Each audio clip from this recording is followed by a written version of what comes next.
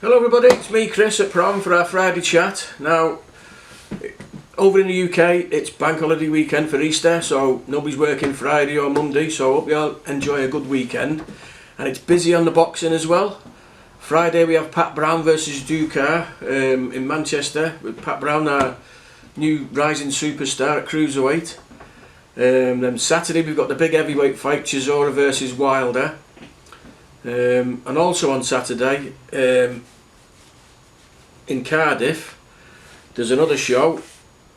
Lauren Price, she's fighting for the undisputed women's world welterweight titles, and I've got a friend on the undercard, Connor Goulding, so I hope Connor does well on that one.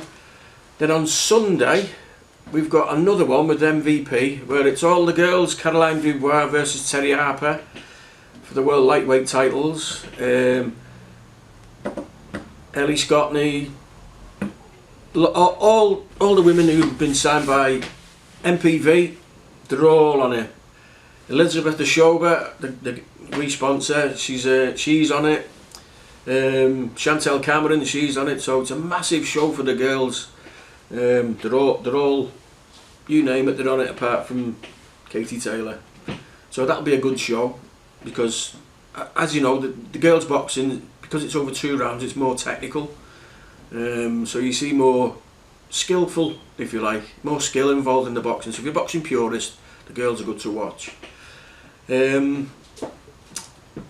So there you go, we've got a weekend full of boxing in the UK, and I think there's another, Vidal Riley's boxing Masternak for the EBU European Cruiserweight title on another show in London on Saturday night as well. So plenty of choice to watch, and a lot of it's on TV as well with DAZN and BBC. So if it's not on them, you probably find it being streamed somewhere on YouTube. So plenty to watch. So enjoy your boxing, and I'll be watching quite a few of them. Now, you know my saying, something new we haven't done before. I'm going to talk about boxers that I've signed, that I've worked with, and over the years. We did a little one about David Burke getting his WBU World Lightweight belt a while ago, and I did a little snippet about another one of my boxers, Dave Mulholland, having his professional debut. This week I'm going to talk about another one of my early boxers. His name was Geard and Ajtovic. Now Geard is from Novi Sad in Serbia, or a little village outside of Novi Sad called Bijin. He was ranked as the world #1 at 70 kilo. He had 325 fights, 320 wins as an amateur. A friend of mine said that he was looking to turn professional and I should come and watch him. Now, I used to go to the Limassol Cup in Cyprus every year. I used to sponsor it, and a good friend of mine, Chris Aravis, he's the head of Cyprus amateur boxing, and he used to put this brilliant tournament on every October.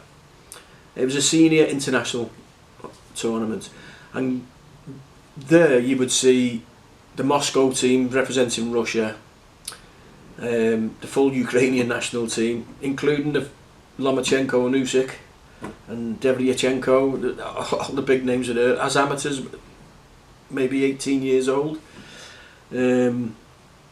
Some of the GB lads used to go, but for the clubs, some of the Irish kids would be over there.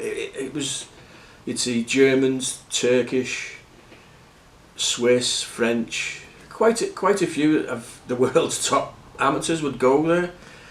We took Martin Murray and David Price one year, although David, when we got there, we noticed his boxing book was out of date and he couldn't box, so he had a week's holiday in Cyprus, so he was alright. So anyway, going back to where, so I goes over to Cyprus, enjoying me free holiday, and the tournament comes along, and the tournament was over like 3 or 4 days, but you could only get a flight there for a week. So I'm in the hotel, and Chris introduces me to the Serbian national team coach, Stefan Pascan, his name was. Still friendly with him, lovely bloke, brilliant coach. And Geard So Geard could only speak a little tiny bit of English, but Stefan was alright and he was translating. And they were saying he's got one more fight in Serbia as an amateur, and then he wants to turn professional. So I said, well, I'll watch him in the tournament and see what I think, see if he's got a style that we could turn into a professional style. Because at the time, it was all that computer scoring, where it'd be 3-1, 2-0, you know, ridiculous. So anyway, cut a long story short, he won the gold medal, and he stopped everybody on the way through. So I thought, well, he's got a bit of power, so he's quite capable of doing all right in the pros. So I had a chat with him, and I said, come over for a week and train with lads in our gym and see how you are. So following week, I picked him up from the airport and he stayed with me in my house for a week. And funnily enough, it was the same week as David Burke boxed for the WBU title against Colin Dunn. So he came with us, and there is actual pictures of him in the corner, not in the corner but in the ring afterwards celebrating. But he came for that week, he trained with everybody and he got on with everybody, he was quite good. So he went home after the week and I got an invite to go back with him to watch him in the show. So I went over to Serbia and I was like a guest of honour in Serbia for the weekend. I met the Katja brothers, Tadija and Slobodan. Slobodan was a former IBF World Light Heavyweight Champion and Olympic gold medalist. Katja, his older brother, was an Olympic silver medalist, and he was in charge of Serbia boxing.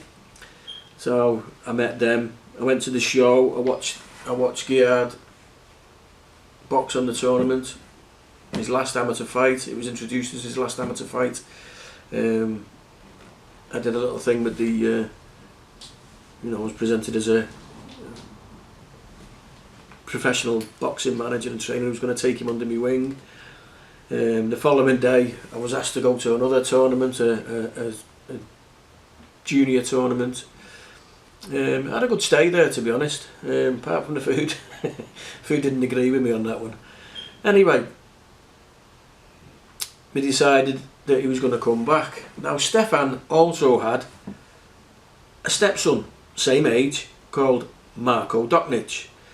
Now, Marko, he had also had an extensive amateur career. Not as much as Geard. He was just finishing off his national service that week. Marko, again, he'd had something like 230 amateur bouts, won over 200 of them. He was an multiple national champion and a European junior bronze medalist. Geard was a European junior gold and a world silver. He was favourite in the 2000 Sydney Olympics to win the gold medal, and I believe he got fiddled out of a medal in the quarter-final with the crazy decisions. It was political because around the time I think the Americans were bombing Serbia, so it was a bit of a political decision. He was way ahead on the scorecards, and then somehow his opponent come back and scored 20 points in the last round, even though he got a point deducted. It was just one of them crazy things. So that's why he decided that he wanted to have a go at the pros. He'd been massively disappointed in Sydney. He was expected to be the gold medalist. So back on track again. So I'm there and I'm in Stefan's house with his wife and his stepson and Geard, and we're having a meal. And Stefan's wife at the time, she said to me, "I need you to do me a favour." I said, "Yeah, of course, anything." She says, "Will you take Marko as well with you?" So I said, "Yeah, but does he want to turn pro?" She went, No, she says, "I don't want him to turn professional, just to keep Geard company." I said, "Okay, I don't mind, not a problem." Apparently Marko had been going round, as a young man does, with the confidence of a fighter, knocking out local doormen or something and upset the local baddies. And she thought it was safe for him to get out of the country for a while. So I came back with two for the price of one. So Geard come back. I spoke to Matchroom about him. Matchroom said, well, while you're training him, whenever we put David on shows or we have any shows in Liverpool, we'll put him on for you. He doesn't have to sell tickets, which was a brilliant thing for us. And then he had his debut at Everton Park on a show. No, we couldn't get him an average journeyman for his debut because everyone was talking about him. Who's this kid with this mad record in the amateurs of 325? So we got OJ Abrahams. OJ, brilliant fighter, but tough as they come. He wasn't a journeyman. He was what do you call a gatekeeper. If you could get past OJ, you were getting onto British title level. So it was a 4-rounder at light middleweight. So off we go. Got to the venue, weighed in, lovely. Not everything went perfect. Second round, OJ drops Geard. Never been on his backside before in the show. I was more than shocked, to be honest. Everyone looked at me. You can imagine all the Matchroom people going, what have you done here? What have you brought us? But he got back up and he put OJ down. Now OJ doesn't go down very often, so it was a good shot. And he ended up winning his debut. I think it was 38-37 on the referee's scorecard. But it did show what a fighter he was. And people started taking note of him. And you learn and progress. We'll go for another 10. So that was the agreement. So, and I said to him, I said, if you don't do as I tell you with my experience, I said, you'll end up like all the other former Yugoslavian boxers from Serbia and Croatia and whatever. You'll just end up with the Turkish people in Germany putting you on the shows as an opponent. And he said, I'll never do that. I said, well, that's your only other option, because it was the only other option they ever got was to be sort of journeyman for Germany and Italy, basically. They'd be used that way. So he knew the pitfalls if he didn't do as he was told. So anyway, everything was going well. We had him a couple of shows for Matchroom. Matchroom was saying to us, and a lot of the other people who were took him around gym sparring with people, they were like, he's going to be a world champion, this kid. And he could have been. He could punch, he could switch it, he could take a shot if you could catch him. And he was so strong and such good footwork and pressure. He was a pressure fighter. He'd push anybody back on the back foot, so they couldn't get any power in the shots, and he'd make them lead off and counter punch them. It was a world class style he had when he listened. The only problem I ever had with him, his style was to cover up and take everything on the arms. Nothing would ever get through. He'd just take everything and then counter. He would never throw a jab, and I'm saying to him, just keep busy. You've got to throw more shots than the opponent in case you don't knock him out, because he thought he was going to knock everybody out, and he did do a lot of the time, to be fair. But I could never get him to throw a jab. That was his thing. Now, after a few fights with Matchroom, we stopped getting phone calls off them. So I spoke to him. I said, do you want to sign him permanently, or just going to do this on the little shows and that? I said, because you do know he's going to, if he gets good backing, he's going to be a superstar and that. Like. And they were, yeah, we can see that. We know he doesn't sell tickets, but it will build. But we don't want to sign him on a permanent deal. So I said, have you got an objection if another promoter comes along and asks to sign him? I said, because I've got to get him something more permanent. So they said, no, we don't mind at all. So the next thing, I got a call from Dennis Hobson. He was partners with Jim Evans and another guy. I can't remember his name. He was from London. Lovely fella. He was the money man behind it all. And I was getting another 2 of my boxers to sign with Dennis at the time, because they had a Sky TV deal. They had a deal with Ricky Hatton, and they had Clinton Woods as a world champion. So they were flying at the time. And we met in a pub halfway between Sheffield, near the pass that way. So we met and we're having a meal and that, and we're talking. And he asked me to bring Geard along. So I got very good deals for the 2 GB amateur lads I had with me, which was Stephen Birch and David Mulholland, to have the debuts with him, and he was going to look after them. And then he said, I've heard nothing but good things about this Geard. If we can build him up to world title level, he said, I'll get him a European title shot next year. He says, I'll get him out 6 times before then. He said, then we'll look at pushing him for a world title. So I thought, brilliant. He offered very, very good money and a step up to 6 rounders. So silly ass Geard says to him, can I have a word with you?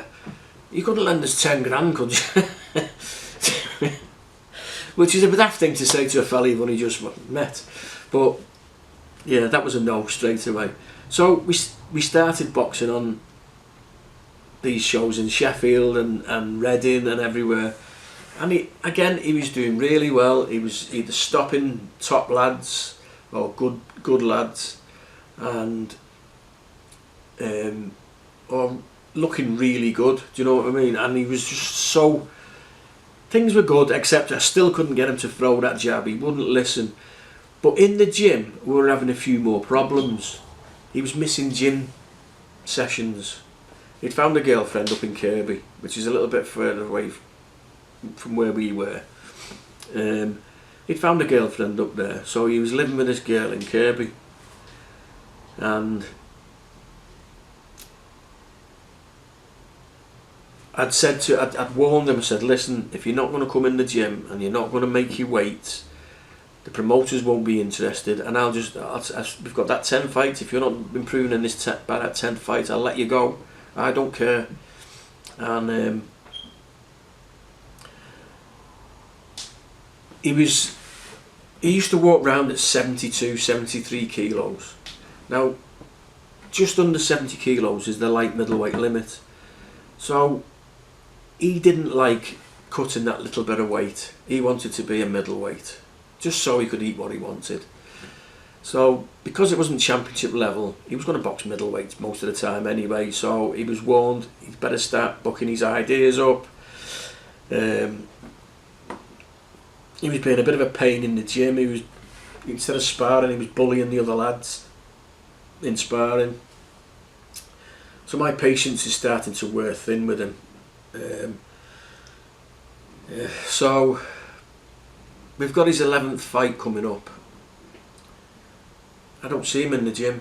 He's on a show in Sheffield where David Mulholland was having his professional debut for us, and I keep saying to him, if you don't get in the gym this week, you've got 4 weeks until the show. I'll just pull you off it, because if I haven't seen you train, I can't just take you to a show and let you fight.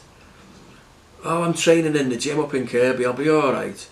Unbeknown to me, he's in the Kirby Boxing Club and he's got idiots in his ear who know nothing about the pro game. They're using him to spar their amateurs and stuff. They're saying things to him, trying to poach him basically, and saying, oh, we can get you a better trainer, we can do this. Usual bollocks what you get in boxing. So 2 weeks before the fight, I'd seen him 3 times. So I phoned up Dennis Hobson and said, take him off that bill. He says, why? And I explained to him, I said, he's getting a bit naughty, he's not coming to the gym training, he's telling me rubbish about training with some amateur people. So we said, fair enough, I'll take him off. So I phoned him up and I went, Geard, you're not on that fight bill no more. I haven't seen you train, I warned you, have a rest, have a think about it, and I'll come back and see me in the gym after the show. So anyway, goes there on the night. I'm in the corner with David Mulholland, and out of the corner of my eye, I seen Geard walking with the 2 amateur coaches, and I'm thinking, what does he think's going to happen here? So anyway, David wins his fight. In the changing rooms afterwards, Dennis comes over to me and went, oh, was it somebody else I had in there? I think it wasn't David Mulholland's fight, it was another one. And he said, Geard come in and said he was on the bill. Did you not tell him? And I went, of course I did. He said, I told him he can't. He said, he'll box anyway. He said he's brought his 2 amateur trainers with him. And when I told him they can't do the corner because they're not licensed by the boxing board, he got off in a huff. I said, well, he's not even spoke to me. I said, and I think I'm not going to train him anymore. He's not listening to me. He's being disrespectful, basically. So I'm going to let him go. I said, if you want to keep him, you can find him another trainer. And I've given up with him. So we were on another fight in Sheffield with another one of my boxers, maybe a couple of months later, and Jim Evans was doing Geard's corner. The amateurs had trained him for it, and Jim come to me and went, can you help me in the corner with him? I went, no, Jim.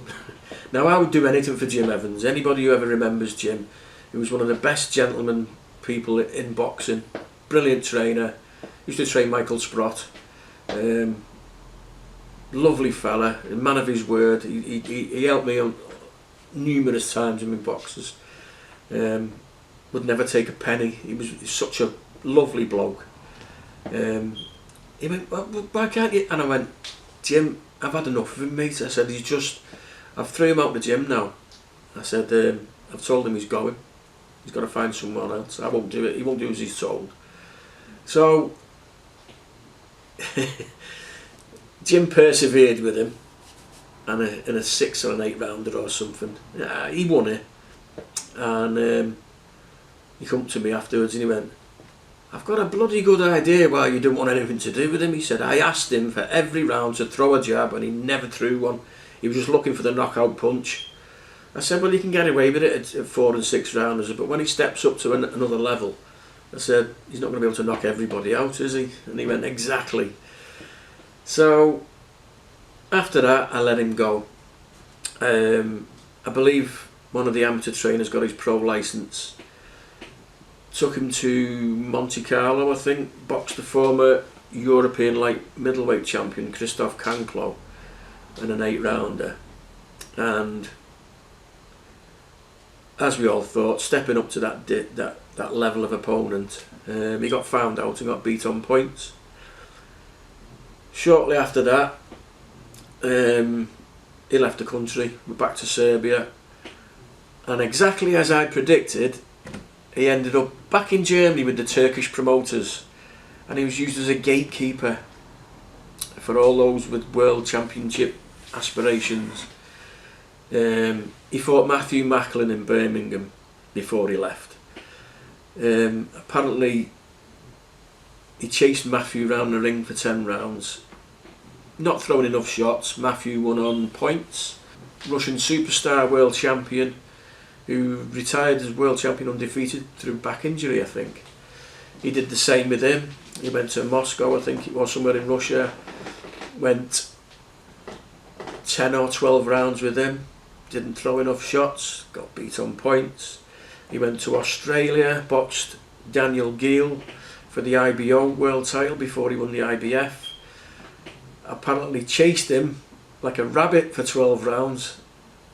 Got beat unanimous on points, all because he didn't throw enough shots like how I tried to teach him to, or just get that jab out. He boxed Harry Simon in Namibia. Apparently he handed Harry a severe beating, but he never even got the decision. That was a bit of a wrong one for him. And then he boxed Giovanni Di Carolis, again WBA world champion, same again, went the full 12 rounds, didn't throw enough shots, was beaten on points. I think he had over 60 professional bouts after that, and he won more than he lost, just. But my prediction was it came exactly true what I said was going to happen to him if he didn't listen and learn. I still speak to Geard. He's a friend, you know. And he actually says, last time we spoke a few weeks back, he actually says to me, "I wish I'd listened to you now." And I just said, "Yeah, I'm always right. I'm always right." So there you have it, a world champion that could have been, that slipped through my fingers. Now, please like, subscribe, thumbs up and all that. It doesn't cost you nothing. And I'll tell you more stories like these about top fighters I've worked with. So check him out on BoxRec. I've put his BoxRec thing up on here, and a picture of me and him in a show in Sheffield. And I'll see you all next week.